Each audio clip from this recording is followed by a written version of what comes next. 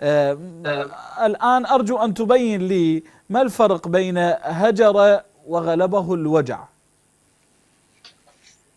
هي كلها تصب في معنى واحد، وهو أن النبي عليه الصلاة والسلام، تعرف أنت المريض يثقل لسانه عند الكلام، فربما قال بكلام لا يفهمه الحاضرون، فتجد أن يعني المريض هجر وغلبه الوجع معنى واحد؟